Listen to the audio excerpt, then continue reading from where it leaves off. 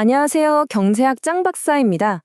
우리 지난 시간에 아주 그럴듯하고 우아한 무역 이론 하나 배웠죠?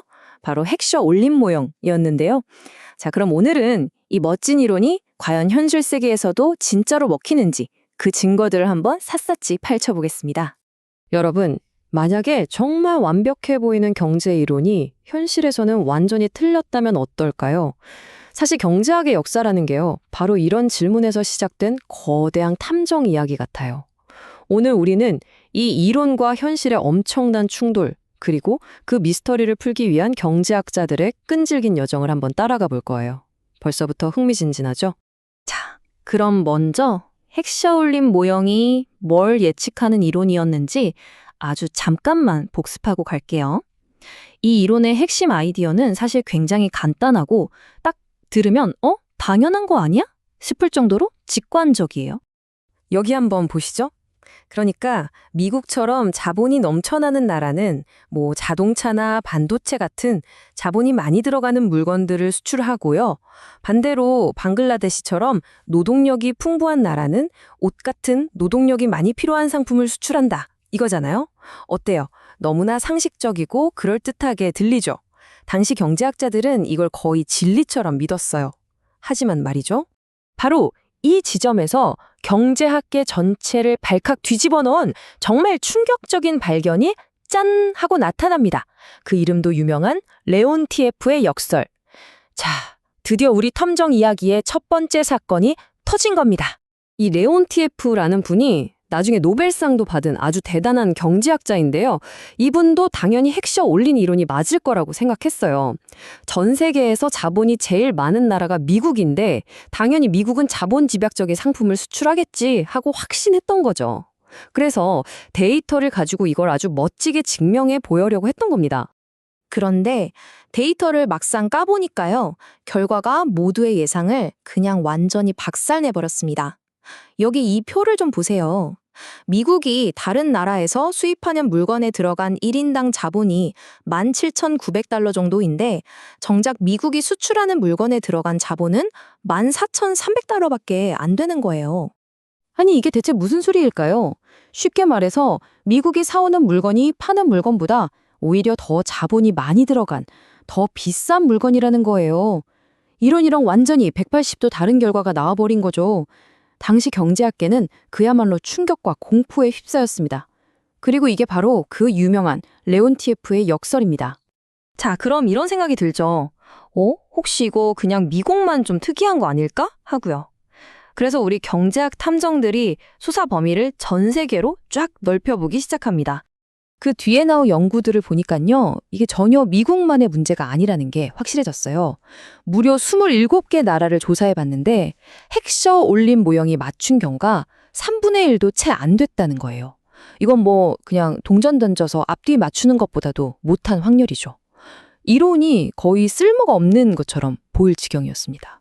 원래 훌륭한 탐정은 사건이 미궁에 빠지면 어떻게 하죠? 그렇죠. 처음으로 돌아가서 모든 걸 다시 따져보잖아요. 경제학자들도 똑같았어요. 혹시 우리가 처음부터 뭔가 잘못 생각한 거 아닐까? 하면서 핵셔 올린 모형이 깔고 있던 아주 기본적인 가정들을 하나하나 의심하기 시작한 거죠. 특히 기술에 대한 가정을요.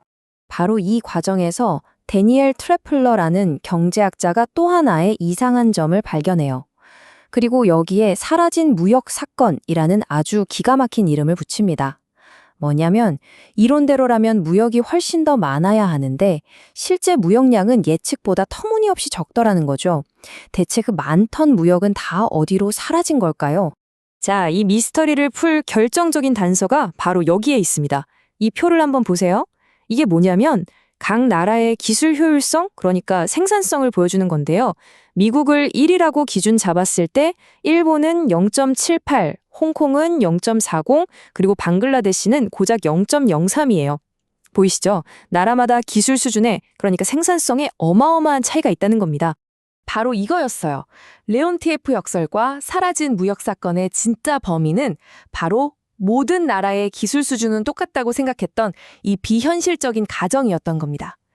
여러분 한번 생각해 보세요. 미국 공장의 노동자 한 명이랑 방글라데시 공장의 노동자 한 명이 똑같은 장비랑 기술을 쓰나요? 전혀 아니잖아요. 바로 이 현실적인 차이를 이론이 무시해버렸기 때문에 예측이 계속 빗나갔던 거죠. 자, 이제 범인도 찾았겠다. 사건을 해결할 시간이죠? 경제학자들은 이 잘못된 가정을 현실에 맞게 뜯어 고쳐서 모형을 업그레이드하기 시작합니다. 과연 그 결과는 어땠을까요?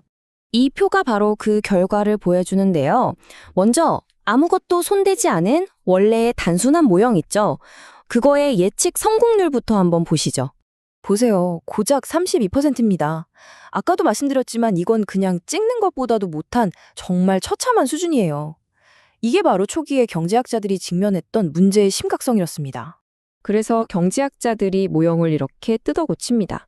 첫째, 나라마다 기술 수준, 즉 생산성이 다르다는 걸 인정하고요. 둘째, 나라마다 임금이나 자본 쓰는 비용이 같지 않다는 것도 반영하고요. 마지막으로 셋째, 무역 수지가 한쪽에 쏠리는 불균형 같은 좀 더 복잡한 현실까지 다 집어넣은 거죠.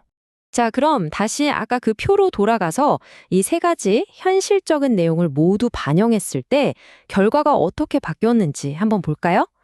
표 오른쪽 맨 끝에 있는 1-3 완화라고 쓰인 부분을 한번 주목해 보세요. 와, 무려 91%입니다. 보이세요, 여러분?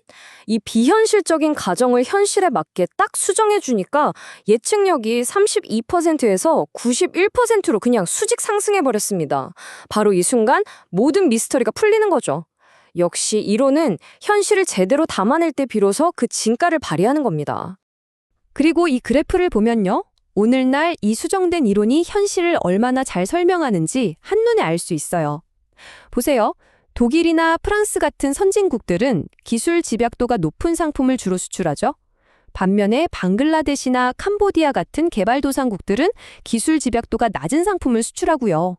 이제야 이론과 현실이 딱 맞아 떨어지는 겁니다.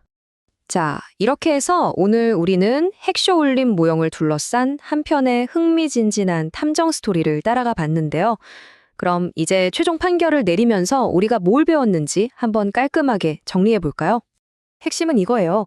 처음에 나왔던 단순한 핵시올림 모형은 모든 나라의 기술은 똑같다는 비현실적인 가정 때문에 현실을 설명하는 데 실패했어요. 하지만 레온티에프 역설처럼 이론이랑 다른데? 하는 증거들이 나타나면서 그 잘못된 가정을 고칠 수 있었던 거죠. 그리고 현실을 제대로 반영하도록 업그레이드된 모형은 지금 무역 패턴을 아주 정확하게 예측하고 있습니다.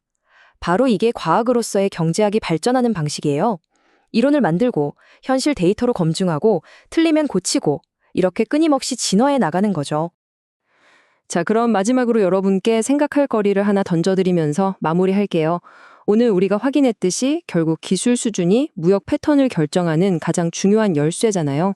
그렇다면 앞으로 기술이 지금보다 훨씬 더 전 세계로 널리 퍼져나가면 미래의 세계 무역 지도는 어떻게 바뀔까요? 한 30년쯤 뒤에 우리나라는 과연 무엇을 수출해서 먹고 살고 있을까요? 여러분도 한번 깊이 생각해 보시면 좋겠습니다. 지금까지 경제학 장 박사였습니다. 감사합니다.